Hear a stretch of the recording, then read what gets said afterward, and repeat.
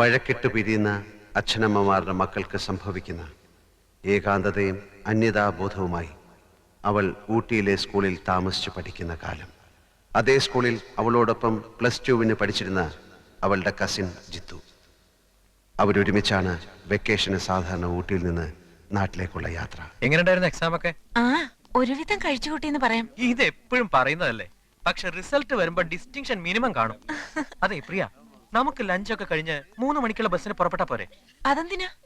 ഒരു get together, നമ്മുടെ Tony മാത്യൂസിന്റെ വക. അവന്റെ ഇവിടുത്തെ വില്ലയില്ലേ, അവിടെ അവനും വർഗീസേട്ടനും ഫുഡൊക്കെ അറേഞ്ച് ചെയ്തിരിക്കുക. ഇന്ന് നമ്മുടെ ഊട്ടിയിലെ ലാസ്റ്റ് ഡേ അല്ലേ, ഒരു ചെറിയ സെലിബ്രേഷൻ. നമ്മൾ കുറച്ചുപേര് മാത്രം. ജ്യോതിയോട് ഷെർലിയോടൊക്കെ ഞാൻ പറഞ്ഞിട്ടുണ്ട്. നാട്ടിലെത്തുമ്പോ ലേറ്റ് ആവും ജിത്തു. ഇല്ലെന്നേ, പ്രിയയെ വീട് വരെ എത്തിക്കേണ്ട ഉത്തരവാദിത്തം എന്റെ അല്ലേ. ആ വേർപിരിയലിന്റെ ആഘോഷത്തിനിടയ്ക്ക് കൂട്ടുകാർ തമാശയ്ക്കൊപ്പിച്ച ഒരു വികൃതിയാണ് പിന്നീടുള്ള അവളുടെ ജീവിതത്തെ തന്നെ അപ്പാടെ മാറ്റിമറിച്ചത്.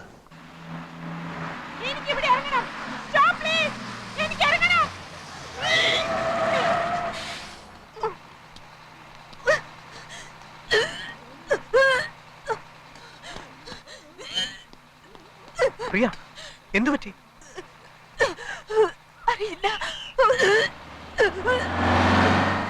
പ്രിയ, എന്താ? എന്ത്?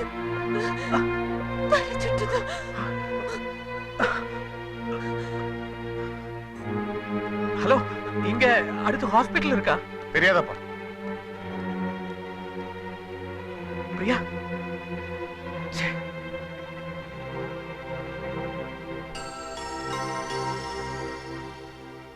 ഹോസ്പിറ്റലിന് ടൗണിലേക്ക് തിരിച്ചു പോകണം. എന്താ പറ്റിയത്? അത് ഒരു ടാക്സി കിട്ടും. വിളിച്ചു പറഞ്ഞാ വരും. എന്താ പറ്റിയ കുട്ടിക്ക്? അത് പിന്നെ നാട്ടിലേക്ക് പോണ വഴിയാ. ബസ്സിൽ വെച്ച് തല കറങ്ങി. എന്റെ കസിനാ. വെക്കേഷൻ സ്റ്റാർട്ട് ചെയ്ത് ഞങ്ങൾ ഫ്രണ്ട്സ് സെലിബ്രേറ്റ് ചെയ്തപ്പോ അബദ്ധത്തിൽ കുറച്ച് ലിക്കർ കഴിച്ചു പോയി. ജ്യൂസാണെന്ന് കരുതി കുടിച്ചതാ. അത്രേ ഉള്ളൂ. അതിന് ഹോസ്പിറ്റലൊന്നും പോണമെന്നില്ല. ഒരു മുറി തുറന്നു തരാം. ഷവറിന്റെ ചോട്ടിൽ കുറച്ചേരം നിർത്തിയാൽ മതി, ശരിയാവും. പ്രിയ, പ്രിയ,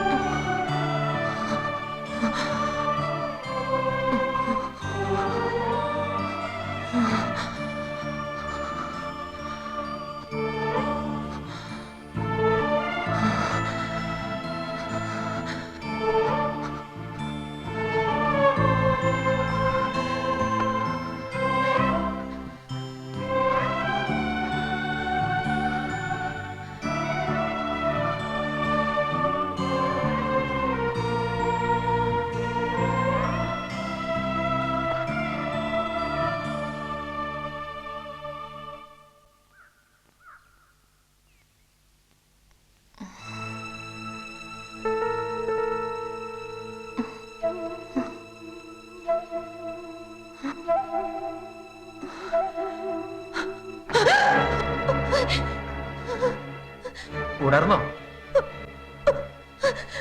പേടിച്ചു പോയി ഞാൻ. കുറച്ച് ചിന്തകത്തിയെന്നാ ഇങ്ങനെ ബോധം കെടും ഒരാള്. ഷവറിന്റെ ചോട്ടിൽ നിർത്തി തല നനച്ചിട്ടും ഒന്നും അറിഞ്ഞില്ല. സാരമില്ല, വേഗം ഡ്രസ് ചേഞ്ച് ചെയ്തിട്ട് വാ, പോവാൻ നമുക്ക്.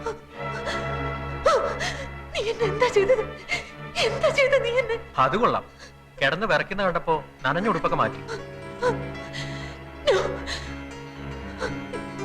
ഇതെവിടെയാണ്? എന്തിനാ ഇവിടെ വന്നത്? പറ. എന്താ സംഭവിച്ചത്? പറ. എന്ത് സംഭവിച്ചു? പറ.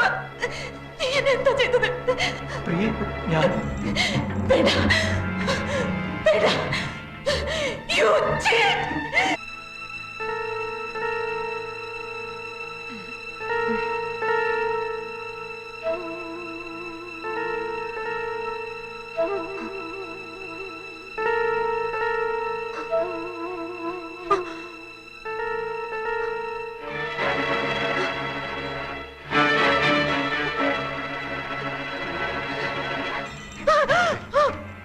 ഓ, നേരം പുലർന്നു.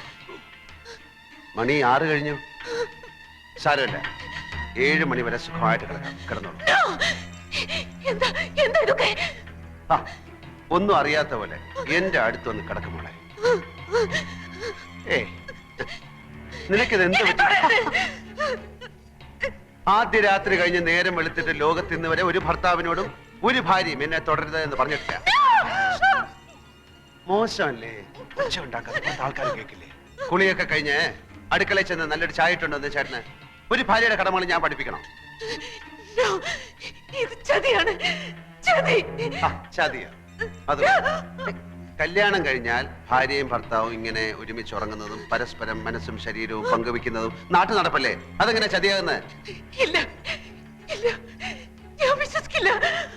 സത്യമായ കാര്യങ്ങൾ വിശ്വസിച്ചല്ലേ പറ്റൂ.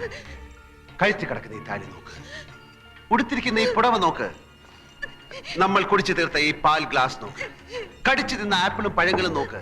ഈ അലങ്കാരങ്ങളും നമ്മൾ കെട്ടിപ്പിടിച്ചു കിടന്നപ്പോൾ ഞെരിഞ്ഞമർന്ന മുല്ലപ്പൂക്കളും നിന്റെ നെറ്റിയിലെ മാഞ്ഞുപോയ ഈ കുങ്കുമപ്പൊട്ടും അഴിഞ്ഞുലിഞ്ഞ തലമുടിയും ഒക്കെ സത്യമാണെങ്കിൽ ഇക്കഴിഞ്ഞ നമ്മുടെ ആദ്യ രാത്രിയും സത്യമാണ്. വേണ്ട, എന്നെ വിശ്വാസമില്ലെങ്കിൽ വേണ്ട. വേണ്ട, എന്റെ കൂടെ വരൂ, വാ.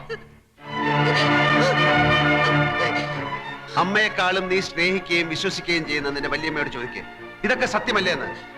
നിന്നെ ആഭരണങ്ങൾ അണിയിച്ച് കതർ മണ്ഡപത്തിൽ കൈപിടിച്ചിരുത്തിയ ഇവരോട് ചോദിക്കേ, ഇതൊക്കെ ചതിയാണോ എന്ന്. വാ.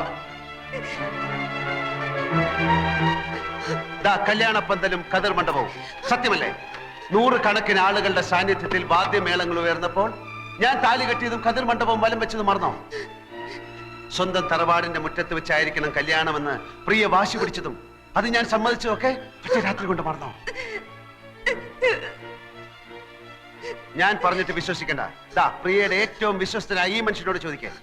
ആശുപത്രിയിൽ നിന്നും അസുഖം മാറി വീട്ടിൽ വന്നപ്പോ പ്രിയ തന്നെയല്ലേ പറഞ്ഞത്, എത്രയും പെട്ടെന്ന് സാഗറുമായിട്ടുള്ള കല്യാണം നടത്തണം, കഴിഞ്ഞതൊക്കെ മറന്ന് ഇനി സാഗറിന്റെ കൂടെ ജീവിക്കണമെന്നൊക്കെ. ഇല്ല, ഇല്ല, ആരും എന്നെ കല്യാണം കഴിച്ചിട്ടില്ല. ആരും എന്നെ കല്യാണം കഴിക്കാൻ പാടില്ല.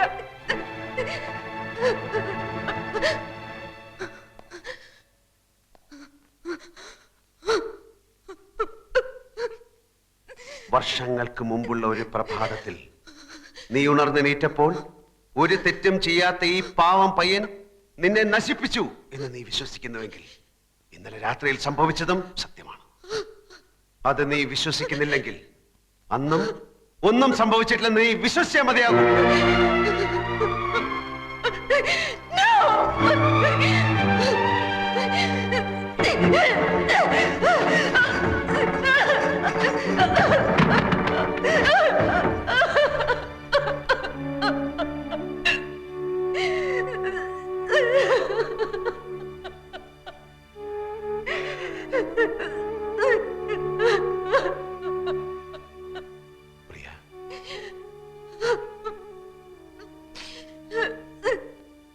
അന്നൊന്നും സംഭവിച്ചിട്ടില്ല.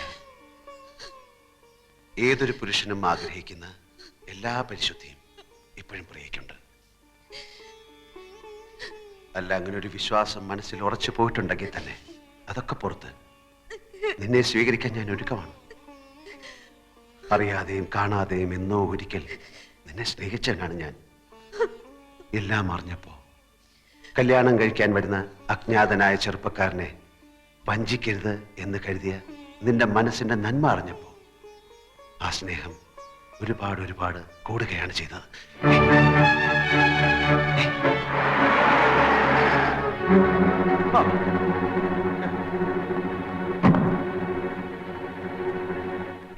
പൊന്നു തഹസിൽദാർ സാറേ, 2 ദിവസമായി ഞാൻ നെട്ടോട്ട് ഓടുകയാണ് കോട്ടപ്പുറത്തിനെ തേടി.